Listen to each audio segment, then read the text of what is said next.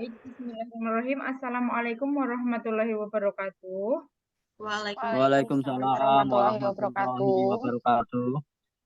Kami dari kelompok 2 yang beranggotakan Iwan Nurhanto, Qoyimatul Afilin, Makfiroh Dewi Nastiti, dan Maida Bella Islami akan mempresentasikan hasil kelompok diskusi kami, yaitu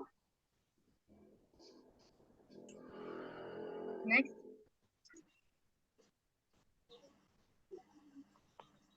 Penerapan teori behavioristik, teori sosial kognitif, dan teori konstruktivisme di dalam kelas. Yang pertama, teori behavioristik. Penerapan teori belajar behavioristik pada proses pembelajaran, yaitu teori ini cenderung mengarah peserta didik untuk berpikir. Teori ini membuat peserta didik lebih berkreasi dan berimajinasi. Pembelajaran yang dirancang pada teori ini memandang pengetahuan yang bersifat objektif sehingga belajar menekankan perolehan pengetahuan, sedangkan mengajar untuk memberikan pengetahuan kepada peserta didik. Hal tersebut dikarenakan teori behavioristik bergantung pada tujuan pembelajaran, sifat materi pelajaran, karakteristik peserta didik, dan fasilitas pembelajaran yang tersedia. Kemudian, guru harus menyusun materi atau bahan ajar secara lengkap, serta guru lebih banyak memberikan instruksi selama mengajar. Yang kedua, teori sosial kognitif. Teori ini berfokus pada membantu gaya belajar yang aktif sehingga peserta didik mampu menghubungkan informasi baru dengan ide-ide yang ada sehingga memperdalam pengetahuan. Penerapan teori belajar kognitivisme dalam pembelajaran yaitu dengan membuat kuis atau pretest untuk mengetahui sejauh mana pemahaman peserta didik terhadap materi. Yang ketiga, teori konstruktivisme. Penerapan teori konstruktivisme dalam pembelajaran yaitu peserta didik didorong agar mengemukakan pengetahuan awalnya tentang konsep yang akan dibahas. Bila perlu, guru memancing dengan pertanyaan problematika tentang fenomena yang sering dijumpai sehari-hari oleh peserta didik dan mengaitkannya dengan konsep yang akan dibahas. Peserta didik diberi kesempatan untuk menyelidiki dan menemukan konsep melalui pengumpulan, pengorganisasian, dan penginterpretasian data dalam suatu kegiatan yang telah dirancang oleh guru. Peserta didik melakukan penjelasan dan solusi yang didasarkan pada hasil observasi, ditambah dengan penguatan guru. Selanjutnya, peserta didik membangun pemahaman baru tentang konsep yang sedang dipelajari. Selanjutnya akan dibacakan oleh teman kami. Ya, terima kasih Mbak Oyi. Untuk slide selanjutnya yaitu berikut penerapan teori belajar di pembelajaran. Yang pertama, pendahuluan, tahap inti, dan penutup. Untuk kegiatannya, nomor 6, peserta didik diberi pertanyaan pemantik berapakah hasil dari 3 4. Di sini menggunakan teori kognitivisme. Di kegiatannya yaitu guru memberikan pertanyaan pemantik ke siswa berupa soal pertanyaan serta siswa menghitung sama soal tersebut. Untuk selanjutnya di tahap inti yaitu fase 1, pertanyaan dasar. Peserta didik mengamati dan menganalisis video pembelajaran yang berisi contoh kegiatan sehari-hari yang berkaitan dengan penjumlahan bilangan yang hasilnya sampai 20. Ini menggunakan teori kognitivisme. Guru menampilkan tayangan video dan siswa menjawab angka dengan cara menghitung bersama. Isi video tersebut yaitu gambar jumlah apel, jeruk, mobil, dan sebagainya. Dan di fase 2, yaitu mendesain perencanaan produk. Peserta didik membentuk kelompok heterogen dengan bimbingan guru. Kemudian dibagi menjadi 5 kelompok belajar. Kelompok diberikan LKPD berupa langkah-langkah atau prosedur proyek pembuatan media konkret penjumlahan yang hasilnya sampai 20. Di sini menggunakan teori konstruktivisme. Guru memberikan proyek dan kebebasan kepada siswa untuk membuat dan menghias media pembelajaran bersama teman satu kelompok. Selanjutnya yaitu di fase 3, menyusun jadwal pembuatan berkelompok. Peserta didik membuat media konkret penjumlahan yang hasilnya sampai 20. Diferensiasi proses media konkret dibuat dan dihias dengan kreativitas masing-masing kelompok. Di sini juga menggunakan teori konstruktivisme. Guru memberikan proyek dan kebebasan kepada siswa yang membuat dan menghias media pembelajaran bersama teman-teman satu kelompok. Selanjutnya di fase 5, yaitu menguji hasil secara berkelompok. Peserta didik mendiskusikan proses pembuatan produk. Peserta didik menyusun hasil pembuatan produk media konkret penjumlahan yang hasilnya sampai 20. Peserta didik menguji hasil media konkret penjumlahan yang hasilnya sampai 20. Di sini juga menggunakan teori kognitivisme. Guru memilih tiap-tiap kelompok untuk maju ke depan dan memberikan soal pertambahan, kemudian dijawab oleh siswa bersama kelompoknya. Di fase 6, ada evaluasi pengalaman belajar peserta didik. Mengerjakan lembar kerja peserta didik. Peserta didik mengerjakan permainan penjumlahan game word wall. Teori kognitivisme.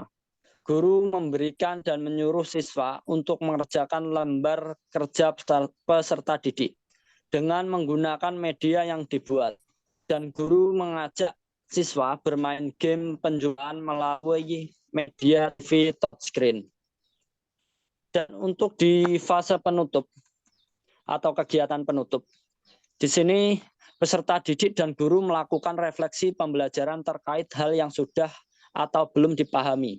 Di sini menggunakan teori kognitivisme. Guru mengulas kembali tentang pembelajaran hari ini dan memberikan pertanyaan terkait dengan penjumlahan.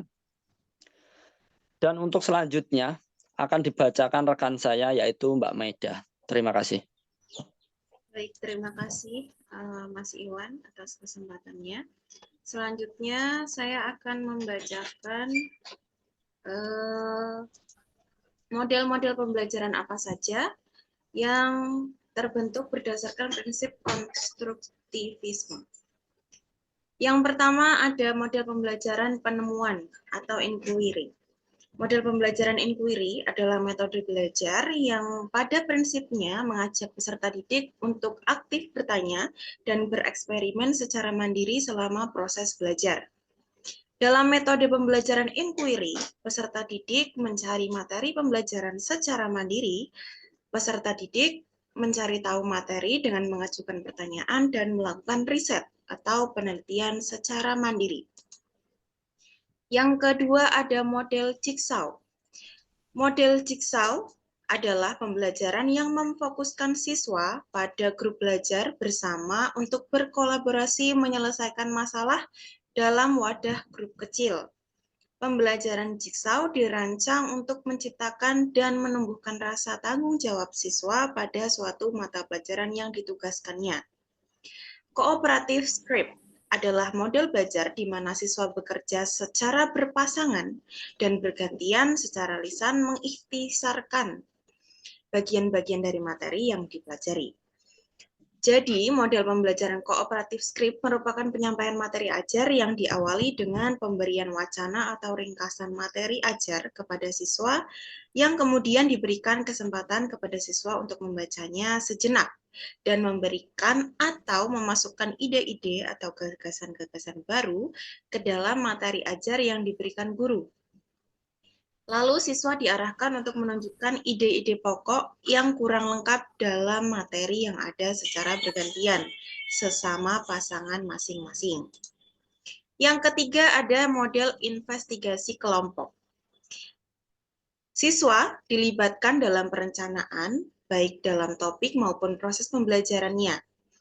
Hal yang membedakan model pembelajaran investigasi kelompok dengan pembelajaran lain adalah di fokus utamanya, yaitu siswa melakukan penyelidikan permasalahan atau topik khusus, sehingga siswa dapat melakukan interaksi langsung dengan berbagai macam sumber dan menghubungkannya dengan dunia nyata. Kemudian ada metode pembelajaran yang digunakan, yaitu project-based learning. Adalah sebuah metode pembelajaran yang menggunakan proyek atau kegiatan sebagai media. Metode ini menuntut siswa untuk dapat melakukan eksplorasi, penilaian, interpretasi, sintesis, dan informasi untuk menghasilkan berbagai bentuk hasil belajar. Selanjutnya akan dijelaskan oleh teman saya, Mbak Dewi, silakan. Ya, terima kasih Mbak Bella. Yang selanjutnya ada diskusi kasus. Di sini ada beberapa permasalahan yang dialami oleh siswa. Permasalahan yang pertama yaitu dari Tania, 7 tahun, memiliki kemampuan rendah dan keinginan yang rendah untuk sukses. Solusi yang dapat kami berikan yaitu Tania memiliki kemampuan yang rendah, dapat diberikan tambahan jam pelajaran atau guru melakukan evaluasi dalam proses belajar mengajar atau metode pengajaran, apakah sudah sesuai atau belum. Terus media pembelajaran yang dapat digunakan itu dapat menunjang siswa untuk memahami pembelajaran atau tidak. Gaya belajar pada anak didik juga harus diperhatikan.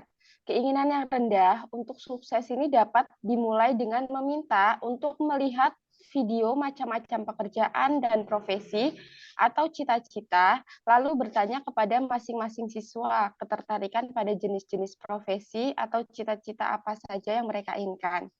Ketika anak sudah memilih guru, ketika anak sudah memilih, guru dapat memberikan sebuah pujian seperti bagus, atau jika anak dapat belajar dengan semangat, baik dan tekun, maka suatu saat nanti bisa menjadi apa yang kalian inginkan.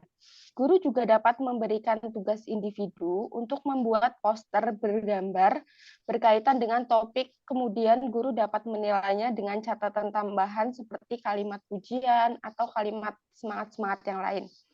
Yang selanjutnya, Samuel, 10 tahun, kasusnya yaitu yang bekerja keras untuk menjaga harga dirinya pada tingkat tinggi, tetapi memiliki rasa takut akan gagal yang kuat. Solusinya yaitu memberikan pujian kepada Samuel karena sudah mau bekerja keras, sehingga menumbuhkan rasa percaya diri terhadap apa yang telah dikerjakan. Yang selanjutnya memberikan motivasi dengan mengatakan bahwa kegagalan itu bukanlah akhir dari segalanya. Namun, kegagalan adalah salah satu langkah untuk mencapai keberhasilan. Maka sebaiknya jadikan kegagalan sebagai penyemangat untuk mencapai keberhasilan.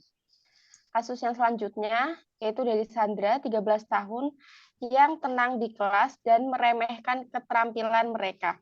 Solusinya yaitu guru memberikan pendekatan kepada Sandra, kemudian memberikan pengertian agar bisa belajar menghargai keterampilan teman-temannya, teman-teman di kelasnya. Guru juga bisa membuat kelompok agar Sandra itu dapat mengetahui kemampuan teman-temannya yang lain juga. Yang terakhir ada kasus dari Robert, 16 tahun, yang menunjukkan sedikit minat di sekolah dan saat ini tinggal bersama dengan bibinya atau orang tuanya itu sudah tidak bisa dihubungi. Dari kasus Robert, saya beranggapan bahwa Robert itu mengalami kurangnya motivasi belajar. Motivasi belajar itu sendiri timbul dari dalam diri maupun dari luar diri anak tersebut. Cara yang dilakukan guru terhadap kasus yang dialami Robert ini adalah mengenali masalah yang dihadapi Robert. Guru juga perlu melakukan pendekatan dan mengajak bereksplorasi dengan teman-temannya di kelas terkait materi pembelajaran. Terima kasih. Ya. Itu tadi presentasi dari kelompok kami. Terima kasih atas perhatiannya. Untuk yang ingin menambahkan atau ingin bertanya, kami akan jawab di kolom komentar. Terima kasih. Wassalamualaikum warahmatullahi wabarakatuh. Waalaikumsalam warahmatullahi Waalaikumsalam wabarakatuh. warahmatullahi wabarakatuh.